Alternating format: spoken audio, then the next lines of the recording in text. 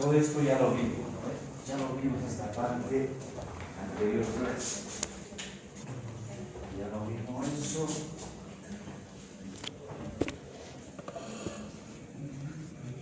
Todo eso lo vimos en la módulo sinusal. Ahora vamos a ir a decir que son los bloqueos auriculoventriculares. Ustedes ya saben de que cuando hacíamos la parte general de que el intervalo PR era de 0,12 a 0,20, lo normal, más allá del 0,20 era o hablaba a esto que vamos a ver ahora, a los bloqueos auriculoventriculares. Y uno de ellos va a ser el bloqueo AB de primer grado, que está relacionado exclusivamente con el intervalo PR más allá de 0,20 en el adulto, más de 0,22 en el anciano y más de 0,18 en los niños. Bloqueos auriculoventriculares. Normalmente el impulso eléctrico sale de acá, del nódulo sinusal, a través de los haces internodales, que ustedes ya saben sus nombres, llega al nódulo auriculoventricular, sigue el haz de His, la rama izquierda, la rama derecha para el ventrículo derecho, la izquierda para el ventrículo izquierdo, llega a la fibra de Purkinje, el estímulo originado ahí, y va a generarse la despolarización o la contracción de esas capas.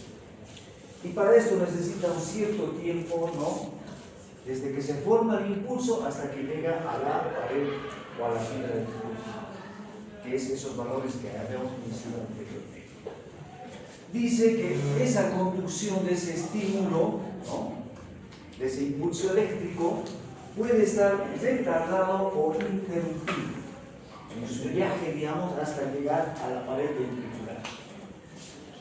Y ese bloqueo se puede localizar en el nódulo sinusal, en el haz de His o en las ramas del haz de His, ¿no? La derecha y la izquierda.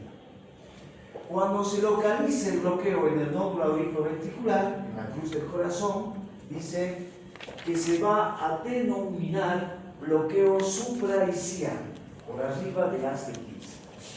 Y cuando el bloqueo está en las ramas del haz de His, en la derecha o en la izquierda, se va a denominar bloqueo infraisquiano, ¿no? Y que raramente el bloqueo se va a dar en la rama misma del haz de His. Y este bloqueo, esta interrupción del impulso eléctrico, puede ser transitorio, que ocurra y después se normaliza la conducción eléctrica, puede ser de a ratos, intermitente, ¿no? Que esté normal la conducción un momento, que en otro tiempo esté interrumpido o prolongado, ¿no? O que definitivamente sea permanente el bloqueo en algún lugar de este viaje que hace el impulso eléctrico. Y entonces va a haber tres tipos de bloqueos auriculoventriculares. Bloqueo AB de primer grado, bloqueo AB de segundo grado y el bloqueo auriculoventricular de tercer grado. Vamos a ver en primer lugar entonces el bloqueo AB de primer grado, que fisiopatológicamente dice que ese retardo, ¿no? Ese retardo en la conducción del impulso eléctrico se va a dar en el nódulo auriculoventricular. Ya vieron ustedes por fisiología de que el nódulo auriculoventricular era aquel elemento en donde el impulso que viaja o que sale del nódulo sinusal hace una especie de una pequeña parada, ¿no? Que es fisiológica antes de seguir su viaje por el resto del sistema de conducción eléctrica.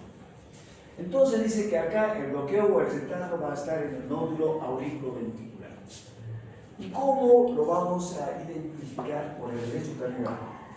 A través, dice, de la prolongación del intervalo PR. Creo que ya lo repetimos como 10 veces esto, que el intervalo PR es del inicio de la onda P hasta el inicio del complejo QRS. Si hay Q, entonces va a ser desde el P hasta el inicio de la Q. Y si no hay Q, entonces va a ser desde la P hasta el inicio de la onda E. ese va a ser el intervalo P. Y cuando supera esos valores, ¿no?, vamos a hablar de esto que es el bloqueo de auriculoventricular de primer grado. ¿Y cuál va a ser la etiología de este tipo de bloqueo de primer grado? Las cardiopatías isquémicas, las anginas de pecho, los secuelas de infarto agudo del miocardio, todo lo que es isquémico, los problemas valvulares, ¿no?, de causa inflamatoria, ¿no?, porque, qué sé yo, por una miocarditis también puede llevarle, la enfermedad del nódulo sinusal, algunos fármacos como antiarrítmicos, como la midazolam, la digital, beta bloqueantes o bloqueantes cálcicos, ¿no?, o que va a ser algo normal en los deportistas por un gran predominio vagal que hay en este tipo de individuos. U otras enfermedades de tipo orgánico como la enfermedad de Leber o la enfermedad de Lenegre, que pueden, dice, originar algún grado de prolongación del intervalo PR, que es el bloqueo AB de primer grado. Dice que cuando el ancho del QRS, la duración del QRS es normal, cuando es angosto el QRS, dice, el problema va a estar a nivel del nódulo auriculoventricular. Pero si el QRS es ancho, es decir, más de 3 cuadraditos de ancho, el QRS, dice, va a ser a nivel infraisquiano el problema o el lugar del bloqueo. ¿A qué sí?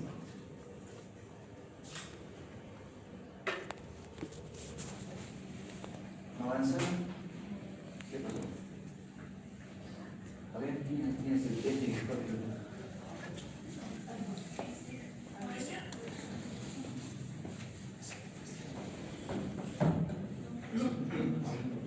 ¿O no tiene batería? ¿Es una enchufar también? Gran solución. ¿Son con pilas? Y con el otro, con el...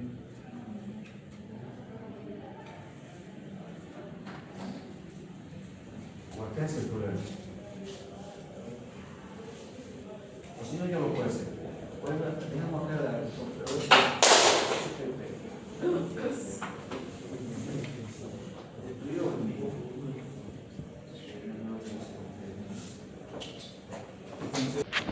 Que clínicamente el bloqueo de primer grado, ¿no?, puede ser asintomático, no tiene síntomas, puede generar mareos, puede generar inestabilidad o puede dar hipotimia, síncope, o una sensación de fatiga cuando ocurre la prolongación del intervalo previo. Y el tratamiento va a ser según la causa que produce este tipo de bloqueo. Ve que ya vimos las causas o la etiología, ¿no?, por qué se generaba esta forma de bloqueo. Y en el electro, entonces, ustedes van a ver desde el inicio de onda P hasta el inicio del complejo, ¿no?, que es mayor a 0,20 el adulto, o con los parámetros que ya mencionamos anteriormente. Acá, si contamos, van a ser como 6 cuadraditos y un poquito más, ¿no?, de intervalo P, que si multiplicamos por el 0.04 va a dar este número que dice ahí de 0.26 segundos. Entonces ya estamos con un bloqueo AB de primer grado. Todos los complejos tienen una onda P antes, una onda P que crece, solo que está prolongado el intervalo P. Parece un electro normal, solamente que el intervalo PR es más allá de los 0,20 segundos. ¿Qué ocurre con el isiograma? Este es el isiograma, ¿no? El nódulo sinusal, la parte del nódulo auriculoventricular, y lo de abajo la parte ventricular. Sinusal, auriculoventricular y la fibra de punta. El impulso sale del nódulo sinusal, atraviesa el nódulo auriculoventricular y llega, después de un cierto periodo de tiempo, a la pared ventricular y lo despolariza. Se genera el complejo QRS. Lo mismo para todos los impulsos eléctricos que salen del nódulo sinusal. Todas van a llegar a la pared ventricular, aunque un poquito tarde, pero todos los impulsos van a llegar a la pared ventricular y lo van a despolarizar.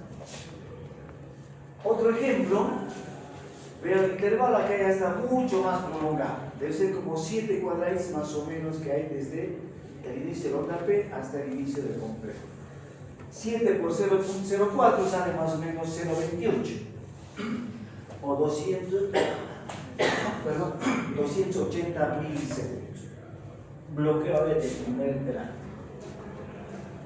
Otro ejemplo igualito, si cuentan, desde el inicio de onda P hasta el inicio del complejo, creo que hay como 8 más o menos. Con 0.04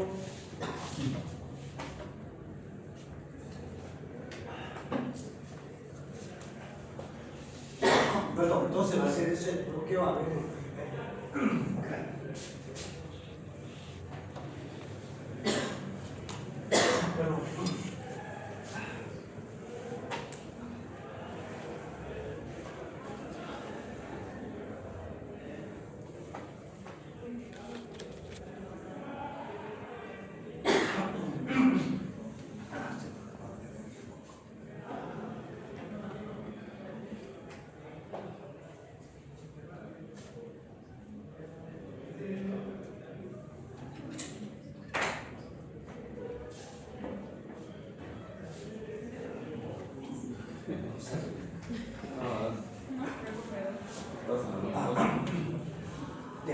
Es que el sábado estaba un poco medio resfriado, parece que ayer estaba más o menos. Acá vean ustedes este electro. Tienen que fijarse todo con cariño. En el complejo, el día 1, día 2, día 3, ¿cómo está? Vean cómo el complejo al QRS hace una muesca en la rama posterior. Una pequeña muesca, que no hay, digamos, en los otros complejos. Esa pequeña muesca que está ahí. Esa es la onda P. Que por algún proceso inflamatorio entonces se ha prolongado tanto el complejo o el intervalo PR que casi está dentro del complejo, dentro del QRS, la onda P. Está pasando el proceso inflamatorio y la onda P se va separando del complejo QRS hasta ponerse en su lugar normal. Entonces este sería un bloqueo de primer grado transitorio. Para un proceso inflamatorio se ha prolongado tanto el PR que se va acercando hasta ponerse en su lugar normal cuando pasa el proceso inflamatorio. Eso entonces para bloquear de primer grado. Bloqueos de segundo grado. Acá hay dos formas de bloqueo de segundo grado. MOBITZ 1 o con fenómeno de Wenckebach. Ojo que el examen va a ir casi la mayor parte de las preguntas son electrocardiográficas. Vamos a ver otra clase ya de insuficiencia cardíaca que son facilitos. El tema va a ser por clase y lo demás, pero la mayor parte va a ser todo electrocardiográfico. No las figuras, sino así más o menos los conceptos. MOBITZ 1 o con fenómeno de Wenckebach. Y el otro tipo, el MOBITZ 2. ¿Cuál es el MOBITZ 1? Dice, como un fenómeno de Wenckebach, tienen que ustedes saber de memoria cuáles son sus condiciones para que haya este tipo de bloqueo AV de segundo grado. Si es de segundo grado, se supone de que el compromiso va a ser mucho más importante para ese enfermo que el bloqueo AV de primer grado. Dice prolongación proporcional del intervalo PR hasta que una onda P no se conduce o se bloquea. Dice prolongación, el intervalo PR cada vez se va más prolongando más hasta que una onda P se va a quedar y nuevamente se va a repetir el ciclo que vamos a ver en el estímulo. Dice cada estímulo auricular encuentra una dificultad creciente para atravesar el nódulo auriculoventricular. Se le pone más difícil, digamos, el camino, el impulso, cuando llega al nódulo auriculoventricular. Además, dice, hay un acortamiento simultáneo de los RE. A eso se va a denominar incremento decremental. A ese acortamiento simultáneo de los RE. Este tipo de bloqueo dice que siempre se va a localizar en el nódulo auriculoventricular. Y por lo general va a tener un QRS de valor normal, un QRS angosto. La etiología dice que puede ser frecuente o normal en los deportistas, no en los deportistas de fin de semana, sino en aquellos que viven del deporte, ¿no? En los atletas, o por algunos fármacos que se bloqueantes cálcicos o antiarrítmicos. Que se va a traducir, dice, clínicamente como palpitaciones, va a sentir como palpitaciones, va a sentir un pulso irregular. Hay muchos que tienen la costumbre de tomarse el pulso y van a notar de que no es, digamos, como el reloj, sino de que es algo irregular su pulso. Y en la auscultación dice un primer ruido cardíaco disminuido en intensidad. Y este va a ser el bloqueo, a ver, de segundo grado, MOVITS 1, con fenómeno de Wenckebach. Acá ven este ronda P, este es el complejo ronda P, complejo. Este intervalo PR es más corto que este intervalo, y mucho más corto que este intervalo. Cada vez entonces este intervalo va creciendo, va prolongando, y finalmente hay uno que no, hay una onda P que se bloquea, esta es la onda P. Y nuevamente el ciclo se repite. Intervalo normal, prolonga el intervalo P y otra vez se bloquea la onda P. Y otra vez el ciclo se repite. Intervalo P normal, prolonga el intervalo y se bloquea la onda P y se repite así. Ese va a ser el fenómeno de Wenckebach. Segundo grado. ¿Qué ocurre en el isiograma? Vean ustedes acá, este intervalo es normal. El intervalo P. Acá ya no es normal, acá está más prolongado. Acá está mucho más prolongado. Acá está más prolongado todavía el intervalo P. Y acá ya una onda P se ha bloqueado. Acá está la onda P y otra vez el ciclo. P normal, prolonga el P y así, digamos, se va repitiendo el ciclo. En el isiograma, vean de que el nódulo sinusal manda el impulso, todo lo normal manda el nódulo sinusal su impulso. En el nodo auriculoventricular, cada vez, digamos, la dificultad es creciente para pasar este nódulo. Vean como que acá está como vertical, digamos, hasta que llega a la pared del ventrículo y como que se va ajustando, se va prolongando, digamos, en el isiograma. Y acá, digamos, hay una que ya se ha bloqueado. No ha pasado hasta la pared ventricular. Ese es el bloqueo de segundo grado, MOVITS 1, con fenómeno de Wenckebach. Y nuevamente se va a repetir el ciclo y va a aparecer esto otro manchacito, digamos, como consecuencia de esa dificultad en el nódulo auricular. Lo mismo acá, PR normal, el PR que se prolonga, la onda P que se bloquea y otra vez se repite el ciclo. PR normal, PR prolongado, más prolongado y acá está la onda P que está bloqueada. Ese entonces es el fenómeno de Wenckebach que ya vimos sus características etiológicas. MOVITS 2. El MOVITS 2, bloqueo de segundo grado, MOVITS 2. Dice, este tipo de bloqueo es o se va a dar, dice, en la unión auriculoventricular, el nodo auriculoventricular, y va a ser de forma intermitente. Acá el intervalo PR va a ser normal, va a ser constante. No va a haber esa prolongación, ¿no?, del intervalo PR. Acá va a ser constante.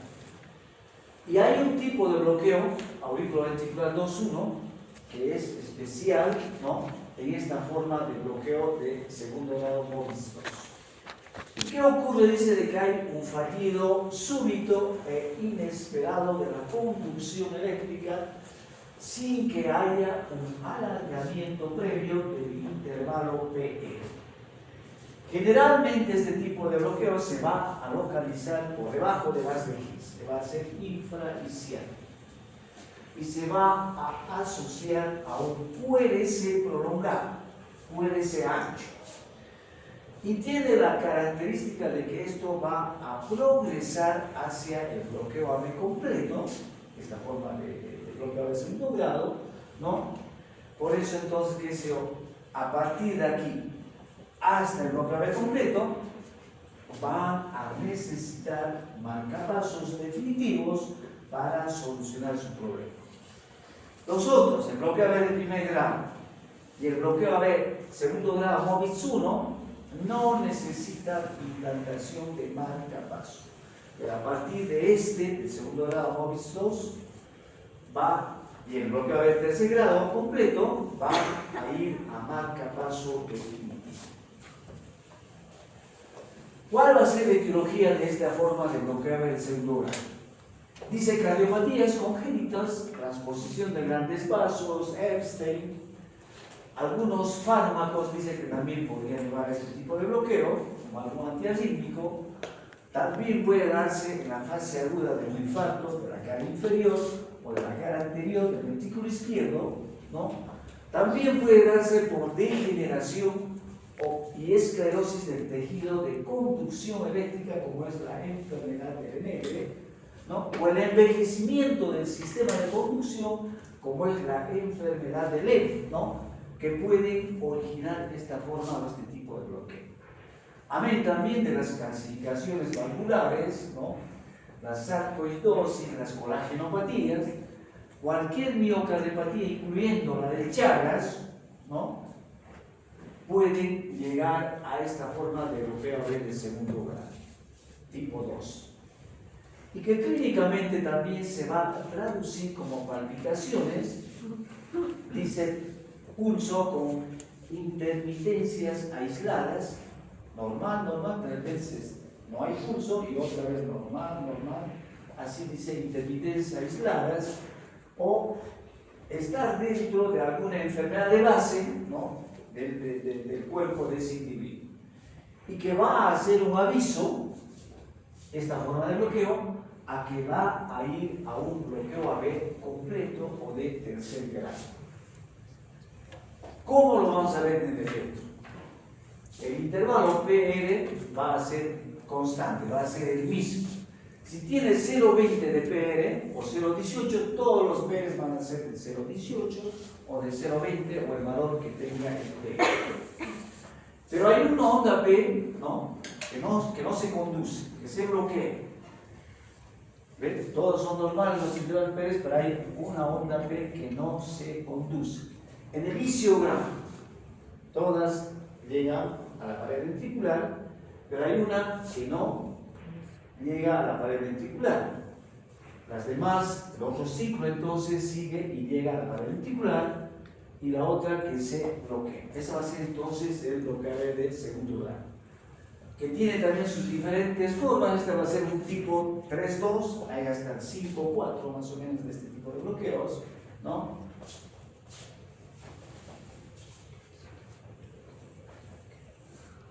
Y hay una forma especial que habíamos mencionado anteriormente. Segundo grado 2-1. Que hay dos ondas P, un complejo QRS. Dos ondas P, un complejo QRS. Dos ondas P, un complejo QRS. Y así va a ser todo el electrocardiograma, todo el trazado eléctrico. Entonces va a ser normal la conducción, normal, pero entre normal, hay una que queda bloqueada en el isiograma. Ese va a ser esta forma especial tipo 2-1 del segundo grado MOBIS 2. Igual acá abajo, acá esta es la onda P que no conduce, la onda P con su complejo, la onda P que no conduce, la onda P con su complejo, la onda P que no conduce, y así digamos todo el trazado eléctrico, esta forma 2-1 especial del bloqueo segundo grado MOVIS 2. Igual acá el PR constante, acá hay una onda P que no está conducida, igual este PR es el mismo de estos, ¿no? Y así va repitiendo los ciclos y va a ir definitivamente al marcapaso definitivo, a la implantación del marcapaso definitivo.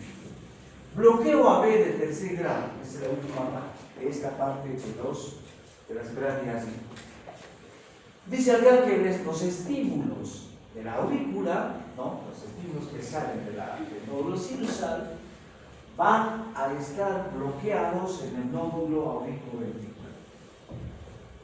La aurícula con los ventrículos son una especie de matrimonio, y acá cuando están bloqueados ocurre el divorcio de ese matrimonio auriculoventricular.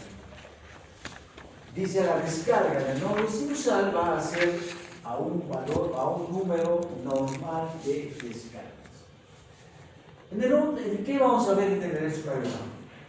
Unas ondas P, dice, a la misma altura, rítmicas o regulares, ¿no? Y unos complejos QRS, dice, a una frecuencia cardíaca menor a la frecuencia de las ondas P.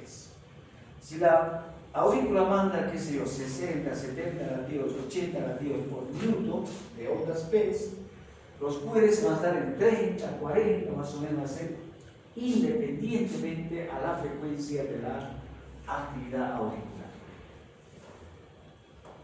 Cuando el QRS es angosto, dice, el escape va a ser de tipo supraicial.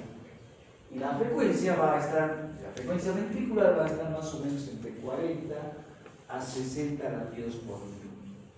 Y si el QRS es ancho, en esta forma de bloqueo, la localización va a ser infraiciana y la frecuencia va a ser menor a 40 latidos por minuto, ¿no? Cuando hay esta forma de bloqueo. ¿Cuál va a ser la etiología? Puede ser de tipo congénito, puede ser adquirido o una mezcla, digamos, de problemas que generan este tipo de bloqueo. Que clínicamente, cuando es congénito, va a ser por lo general asintomático, y si la frecuencia cardíaca es tan lenta, tan baja, ¿no? En esta forma de bloqueo, van a aparecer los signos de bajo gasto o de bajo volumen minuto, que se van a traducir en mareos, en palpitaciones, en hipotimia, en síncope, en angina, o van a desencadenar una insuficiencia cardíaca, o a esto que se llama el Stoke-Adams, el síndrome de Stoke-Adams, que son convulsiones más relajación de esfínteres, ¿no? Asociados a una frecuencia cardíaca menor a los 30, a los 40 latidos, ¿no? A eso se va a denominar el síndrome de Stoke-Adams. ¿Qué vamos a encontrar en el examen físico? Dice las ondas A en cañón, ¿no? Cuando se observa el pulso de las yugulares. Ondas A en cañón. La presión arterial va a ser divergente. Divergente es cuando la sistólica está por allá arriba y la diastólica está por allá abajo. ¿Qué se yo puedo decir? 200, digamos, de sistólica, con 20 de más o menos para que sea más ilustrativo, ¿no? La diastólica, esa es la divergente. Los latidos arteriales van a ser amplios y la auscultación del primer ruido va a ser variable. Este va a ser entonces el bloqueo completo, o el tercer grado. Acá está la onda P, la onda P, la onda P. La onda P, la onda P. Vean que acá, digamos, cada una va por su camino. Esta es la actividad auricular, la actividad auricular, la actividad auricular. Acá también está la onda P, y supuestamente acá la otra onda P tiene que estar dentro del complejo QRS. Las P's, digamos, si uno mide con un papelito, tienen que caer a una misma altura las ondas P's. Lo mismo también los complejos QRS tienen que caer a la misma altura, ¿no?, entre complejo complejo. Acá entonces en el isiograma, la onda P no llega a la pared ventricular. Todas las ondas P son regulares, a una frecuencia normal. Pero muchas de ellas no van a llegar a la pared ventricular para generar la despolarización. Y el ventrículo va a mandar su impulso eléctrico propio, ¿no?, pero ya vean, a una frecuencia mucho más lenta que la frecuencia auricular.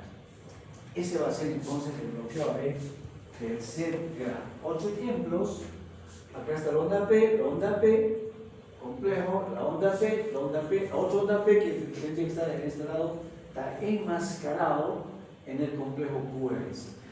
Acá está la onda P, acá está la otra onda P. Si ustedes se fijan, la parte final del complejo QRS está deformado en relación a estos complejos, porque ahí está la onda P, ahí está metida la onda P, y la frecuencia ventricular muy lenta. Esto es ya con el marcapaso, la espiga del marcapaso cuando se soluciona el problema de bloquear el tercer grado. Lo mismo acá también, la onda P, acá está la onda P, hay la otra onda P, y así la onda P siempre va a estar a una misma altura. Y la frecuencia ventricular lenta, parecido. Y esta es una forma para que ustedes puedan diferenciar los diferentes grados de bloqueo AB, primero, segundo, hasta el completo, para que se aprendan cómo poder, dice, diferenciar qué tipo de bloqueo es el que observan en el electrocardiograma. Y finalmente, habrá que hacer para este tipo de bloqueo y también para el tipo 2, para el MOVIS 2, implante de marcapaso transitorio hasta llegar al definitivo, o mientras se va al marcapaseo, entonces puede hacer uso de atropina en esas dosis o de isoproterenol, digamos, como para aumentar la frecuencia ventricular para que mejore el gasto cardíaco en ese sentido. Con esto entonces acabamos la parte de las bradiarritmias. Ahora vamos a ver las taquiarritmias, que es mucho más complejito todavía las taquiarritmias. Y con eso acabaríamos la parte de todo esto eléctrica del corazón.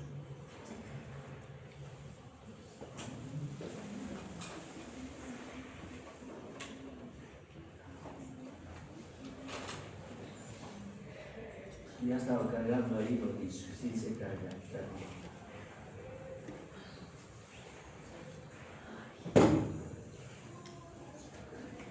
¿Entendieron los bloqueos, no? Son facilitos.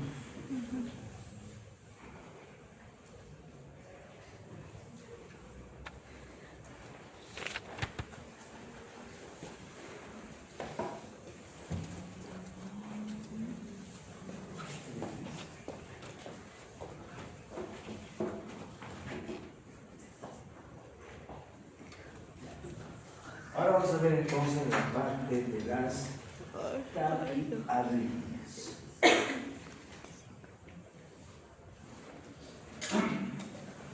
Clasificación de las arritmias, taquiarritmias o bradiarritmias, según la frecuencia cardíaca que alcance esta alteración eléctrica. Si es más de 100 serán las taquiarritmias, si es menos de 60 serán las bradiarritmias, según la frecuencia. Según el lugar donde se producen estas arritmias, van a ser de tipo supraventricular o de tipo ventricular. Taquiarritmias supraventriculares o taquiarritmias ventriculares. Y según el mecanismo que lo produzca la arritmia, puede ser por automatismo aumentado, puede ser por el mecanismo de reentrada o por actividad gatillada, el por qué se originan este tipo de arritmias. Las bradiarritmias ya la vimos anteriormente, ¿no? A las bradicardias y a los escapes de la unión. Cuando las alteraciones provocan ritmos rápidos, se van a denominar taquicardias. O cuando se adelantan esos ritmos, vamos a entrar en lo que son las extrasístoles. ¿Y dónde va a estar el problema? ¿En la formación del impulso o en la propagación del impulso? ¿Dónde se origina el impulso eléctrico o en donde viaja, en algún lugar va a estar el problema de estas arritmias? Vamos a ver entonces aquellas que son en la propagación del impulso eléctrico. Acá va a estar esto que se llama el fenómeno de la reentrada, que para que ocurra este fenómeno, que es o que representa al mecanismo de producción de casi todas las arritmias, van a ser responsables de esta forma de mecanismo, la reentrada. Para eso necesita ciertas condiciones para que se dé esta forma de arritmia, ¿no? La reentrada. Dice uno, y tiene que haber sí o sí estas condiciones. Existencia, dice, de dos o más regiones en el corazón, dice, juntas, pero que tengan, dice, características electrofisiológicas diferentes.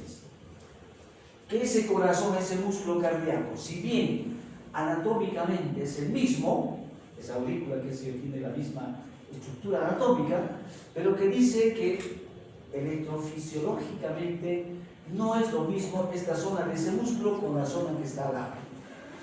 A eso se refiere que electrofisiológicamente sean diferentes para que se genere la reentrada. Dos, de que haya, dice, un bloqueo unidireccional en alguna de esas vías, que vamos a ver con la figurina. Tres, que haya, dice, una conducción lenta, ¿no?, en la zona que no tiene el bloqueo. Y que haya, como cuarta condición, que haya una activación retrógrada en la zona bloqueada, que vamos a ver a continuación. Si no reúnen estas cuatro condiciones, no se va a dar el fenómeno de la reentrada. Y este fenómeno va a ser el responsable de casi la mayoría de las arritmias que hay en el corazón. Por eso tienen que entenderlo y tienen que saberlo como el Padre Nuestro. Dijimos el primer elemento. Si bien anatómicamente es lo mismo, todo esto es una aurícula, por decir es una aurícula, ¿no? Anatómicamente es lo mismo.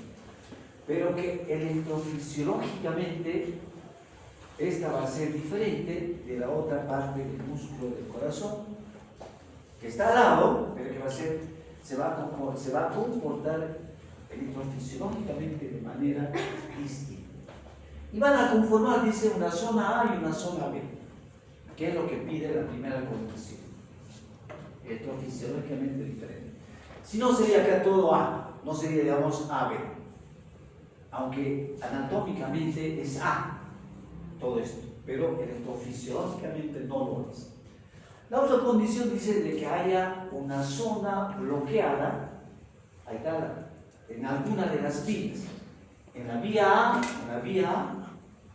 está bloqueada, no deja pasar el impulso. Acá está el nódulo sinusal. Baja el impulso y encuentra esta vía bloqueada. Tercera condición, de que haya, dice, la otra zona de al lado, que tenga la conducción pero que la haga lento. Si acá la conducción fuera normal, no estaría así, digamos, como ondulada este trazado, esta flecha.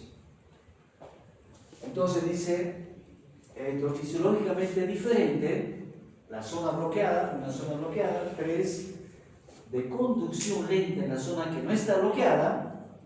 Y 4, dice que haya una activación retrógrada a través de la vía bloqueada. O sea, el impulso baja del nodo sinusal, acá lo encuentra bloqueado, se baja por la vía lenta va a llegar, digamos, aunque tarde, va a llegar a la pared ventricular. Pero también ese impulso se puede dar la vuelta, ir por detrás de la zona de bloqueo y volver, digamos, a estimular a la pared ventricular, y ahí se va a originar la arritmia. Le va a ganar, digamos, al otro impulso que tenía que bajar del nódulo sinusal, porque está allá hasta arriba, hasta el otro impulso, bajando, y este ya está dando la vuelta, porque le permite, digamos, esta zona electrofisiológica no homogénea hacer este circuito, ¿no? Y dependiendo del tamaño, puede ser una macro reentrada o puede ser una micro reentrada que va a originar y va a perpetuar la arritmia rápida en ese corazón. Lo mismo, ¿no? Solamente en inglés, ahí dice la zona bloqueada, que está al otro lado de lo que estaba anterior, ¿no? La zona bloqueada, la reconducción lenta, la activación retrógrada de la zona bloqueada, y vean cómo cae más rápido ese impulso, da la vuelta y genera la taquicardia. Le gana, digamos, al otro impulso que tenía que viajar desde el nódulo sinusal hasta llegar a la pared ventricular. El histograma normal acá viene, baja normal, llega a la pared ventricular, despolariza normal, pero acá es ganada el próximo latido por este mecanismo de reentrada. Ese he dicho que es uno de los principales mecanismos de generación de las taquiarritmias. ¿Qué ocurre con otra forma o con otro mecanismo? Dice alteraciones en la formación del estímulo, que puede ser por automatismo aumentado o que puede ser por una actividad inducida. Automatismo aumentado, ¿en qué situaciones? Dice, por aumento de las catecolaminas circulantes, alteraciones electrolíticas, que es hipopotasemia, trastornos electrolíticos, hipoxemia, isquemia, ¿no? Algunas drogas como la digital, alteraciones de tipo mecánico, que se estire, que es el músculo del auricular, ¿no? Y que se pueden dar, dice, en la fibra auricular, se puede dar en el nódulo auriculoventricular, se puede dar en la fibra de Purkinje o en aquellos portadores de marcapaso, esta forma de automatismo aumentado que va a ser responsable de algún tipo de arritmia. La actividad inducida, ¿a qué se refiere? Dice a los postpotenciales precoces y tardíos, que dependiendo dónde cae el impulso extra, entonces, si es en la fase 2 o en la fase 3 del potencial de acción transmembrana, van a originar lo que son los latidos precoces, y si está en la fase 4, van a originar los impulsos o las extrasístoles que son tardías. Postpotencial tardío, entonces dice en la fase 4, postpotencial precoz, que va a ser más peligroso, en la fase 2 o en la fase 3 del potencial de acción transmembrana. Que si aquí cae un impulso extra, puede desencadenar, digamos, algún tipo de arritmia, que va a ser mucho más compleja que si cae en la fase 4, ¿no? Cuando es tardía, digamos, el postpotencial.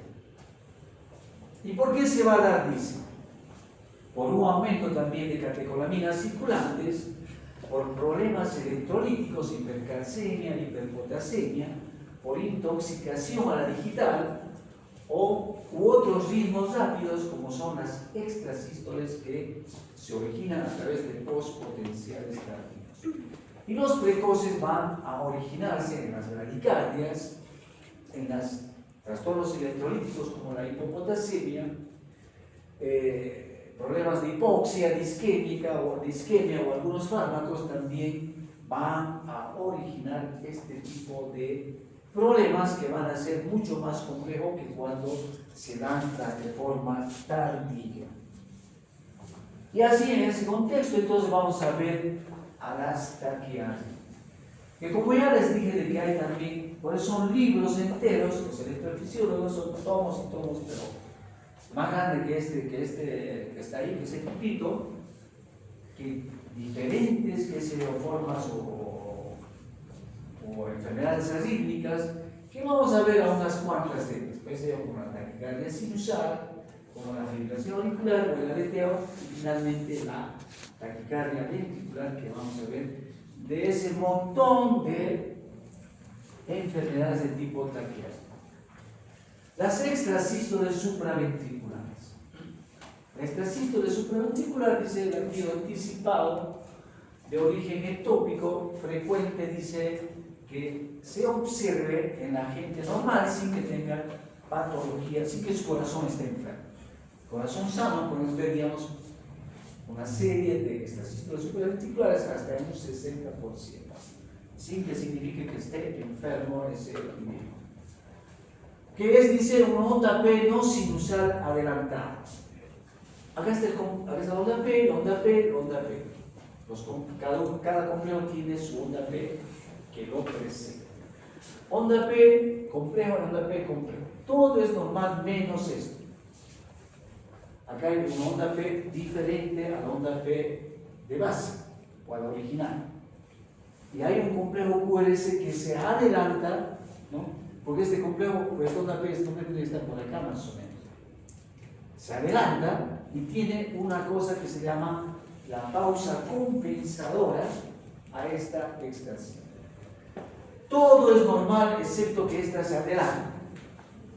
El ancho del QRS, la forma del QRS es igual al QRS de base, al QRS original. Dice, se origina el problema va a estar en las aurículas o en la unión auriculoventricular, ¿no? Y va a tener eso que se denomina la pausa compensatoria, ¿no?, a la extracción. Dice, por lo general va a ser aislada, que ocurre acá, que después todo esté normal. O puede ser bigeminada, que ocurra esto y que de repente en el otro latido también se repita eso. Eso va a ser la bigeminada.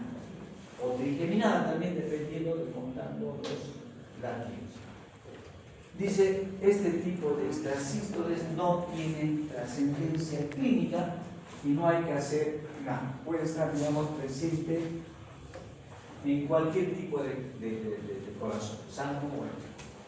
La etiología, dice, va a ser frecuente en las personas sanas, puede verse en los ansiosos, en aquellos que consumen de manera exagerada tabaco, alcohol o café, ¿no? O en estado, dice, hiperaltenérgicos, o en la dilatación auricular puede presentarse la supraventriculares, que clínicamente a veces puede traducirse como palpitaciones, clínicamente. Y que el tratamiento, dice, que no requiere tratamiento alguno, salvo, dice, que sean tan frecuentes las extrasístoles que a uno le ponen ansioso o con miedo de que algo va a pasar. Habrá que darles, dice, ansiolíticos, alprazolam, lo que sea, ¿no?, beta bloqueantes o amiodarona cuando está muy ansioso en el salud. Pero por lo general no necesitan ningún tipo de tratamiento. Las ventriculares, las extrasístoles ventriculares. Acá dice, son latidos adelantados con QRS ancho. De diferente forma en relación al complejo de base. Esos son los complejos de base. QRS. Una onda P antes de cada complejo, complejo. Pero hay una que no es la misma, es diferente. Que hay, como dice, totalmente adelantada, totalmente diferente a este complejo. En cambio, la supraventricular era igualita, en ancho, en forma, al complejo de base, pero acá es totalmente diferente. Dice, no tiene onda P, la morfología es diferente, bizarra, la morfología, y dice que se considera como un factor de riesgo cuando esto se observa en alguien que está enfermo, cuando hay patología asociada. Y va a ser complejo si son más de 10 de estos latidos por minuto, qué sé yo, en el electrocardiograma. O de aparición, dice, compleja, como que aquí estén dos juntitas de la misma forma, que son las duplas, o que estén tres juntitas de la misma forma, que son las tripletas. O que esté, dice, o que esta extrasístole justo esté sobre la onda T, como en este caso, que va a ser el fenómeno RT, que el extrasístole está justo ahí sobre la onda T, que va a ser el peor pronóstico o más complejo que aquella que está, digamos, lejos de la onda T. El mecanismo, dice, va a ser una micro reentrada o un automatismo anormal que ya explicamos anteriormente. Clínicamente, dice, sensación de un latido fuerte, vigoroso, o una sensación de vacío, como que no hay, dice, como que no hubiera latido. Cuando son muy repetidas las extrasístoles, o cuando son muy frecuentes, entonces puede aparecer mareos o lipotimia en ese individuo. Exámenes complementarios, un ecocardiograma, que sea para ver si no hay patología orgánica, una prueba ecométrica graduada, ¿no? La bicicleta o la banda deslizante, y el Holter cardíaco de 24 horas. Tratamiento, dice, eliminar la causa desencadenante, que es el café, tabaco, alcohol, y se puede dar ansiolítico, se puede dar beta-bloqueante, se puede dar amiodarona, si es que está muy sintomático ese individuo. Y acá están entonces. Este es el complejo normal. Complejo normal. La extrasístole, ven que es totalmente diferente, ¿no?, a la morfología del complejo de base. Acá están las duplas, acá están las dos juntitas. Acá están las tres juntitas, ¿no?, que ya son más complejas cuando aparecen estas formas de extrasístoles ventriculares. Y acá vean de que esta forma, esta extrasístole, no es la misma forma de esta otra extrasístole. Entonces estas van a ser las polifocales. Las polifocales es cuando tienen diferente forma. Las monofocales es cuando todas las extrasístoles tienen la misma forma. Esas son las monofocales. Estas van a ser las poli, que diferentes focos mandan esta forma de impulso eléctrico. Aquí lo tienen en clase. 7. Para las 7 son así, porque tengo que sacar mi auto. No hay dónde dejar, es un problema. 15 minutos más.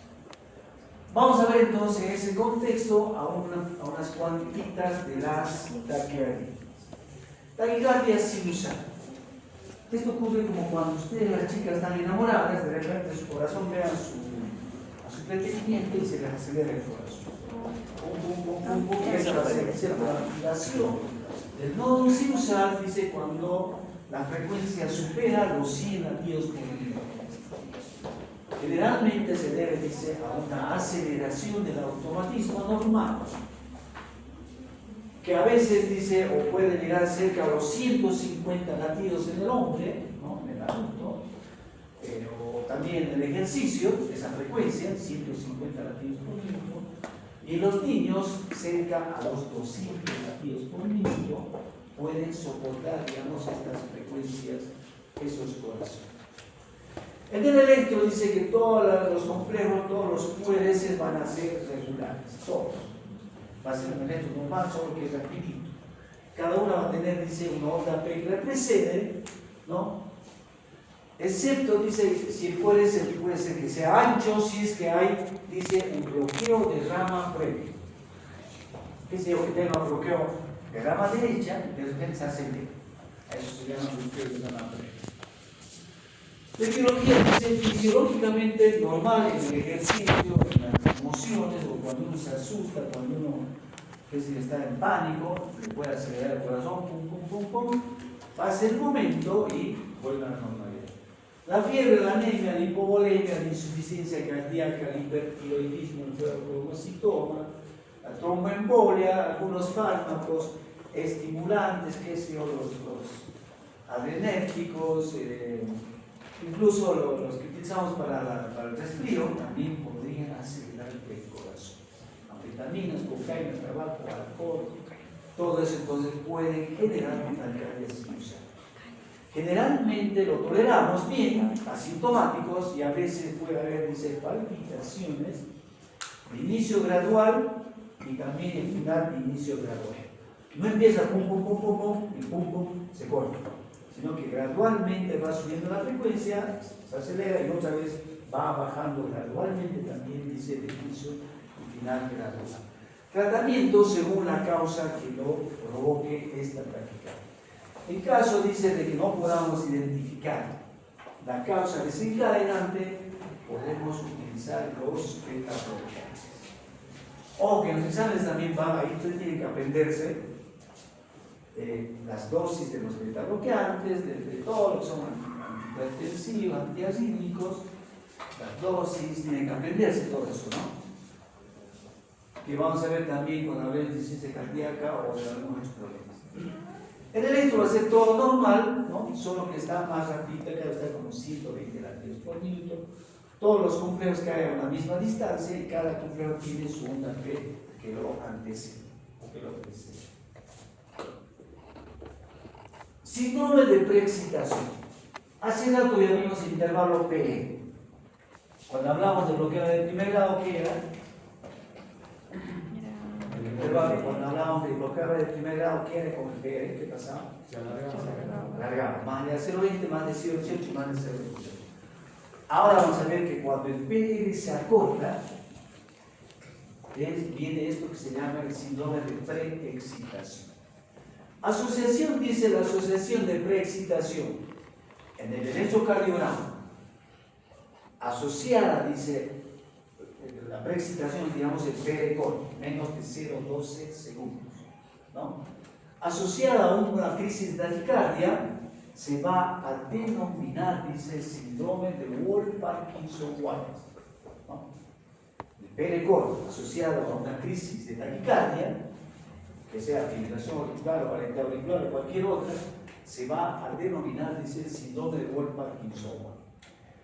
¿Cuál va a ser la etiología? Dice, la existencia de una vía anómala.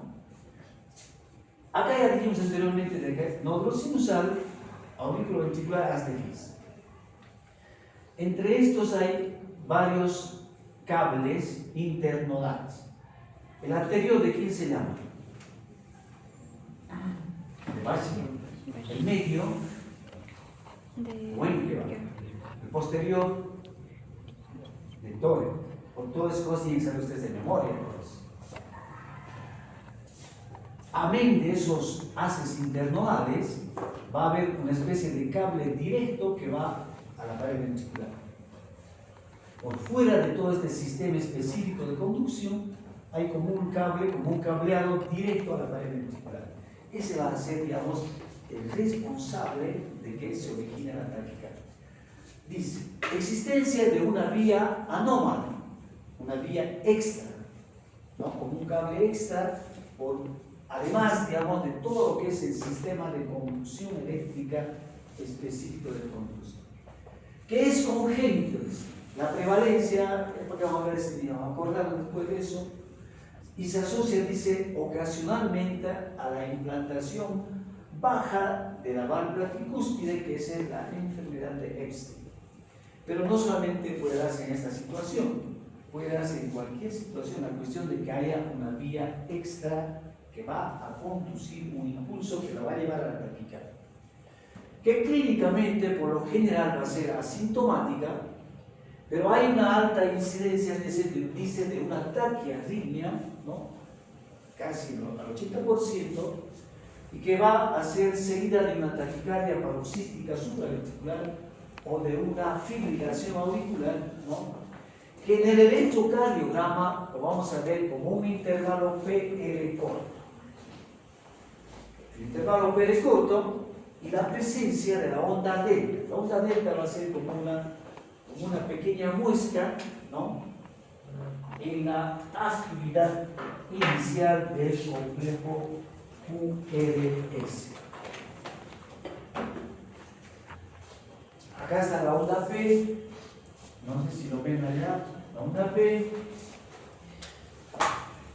El intervalo es cortito, dice, y ya están haciendo el complejo QRS, es lo normal. Acá vamos a ver la onda P casi pegada al complejo, este es el empastamiento. Y recién asciende el complejo QRS. Esta es la onda D.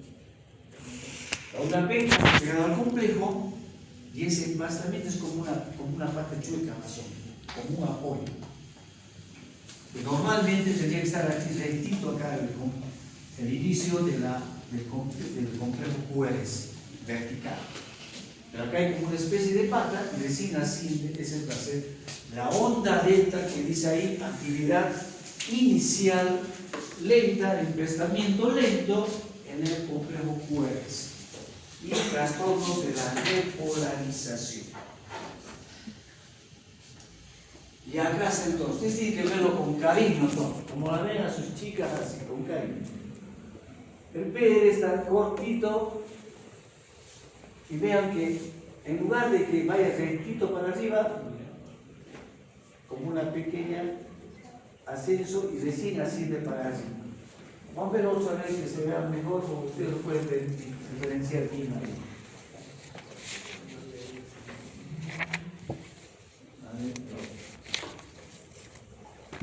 Acá en esta, para que se fijen ustedes, fíjense en B1. En B1 vean cómo parece el dibujo, miren. El P está casi pegado al complejo y asciende, se quiebra y recién va para arriba el complejo QRS. Acá también pueden ver el B4. Vean cómo el B4, la onda P es casi pegada al complejo y hace como una cosita así y recién va directo para arriba. Esa va a ser la onda delta de esta forma de arriba. Y el tratamiento de esta forma de arritmia va a ser, si está, dice, en fibrilación auricular, si está asociada a una fibrilación auricular, habrá que administrar, dice, antiarrítmicos clase 1, endovenosos como la atmalina, la procainamida o la flecainamida endovenoso, que van a bloquear, dice, a esa vía extra, la van a bloquear a la vía, a ese cable extra que está, que es aparte, digamos, del sistema específico de conducción. Y si hay compromiso hemodinámico, habrá que hacer cardioversión eléctrica para volver otra vez a la normalidad, previa sedación profunda. Si las crisis se repiten, habrá que ir a lo que es la ablación por radiofrecuencia como tratamiento definitivo en esta forma de taquiardia. Yo creo que dejaremos aquí la fibrilación auricular porque es medio larguito y eso van a verlo todo. Hay los que vamos al hospital, ya vieron que casi todos son fibrilaciones, todos son fibrilaciones. Aquí van a ver, digamos, qué es lo que hay que hacer, cómo hay que reconocer, y casi todos están anticoagulados. Yo dije que sacar mi auto, puede irse y dejar con llave esto.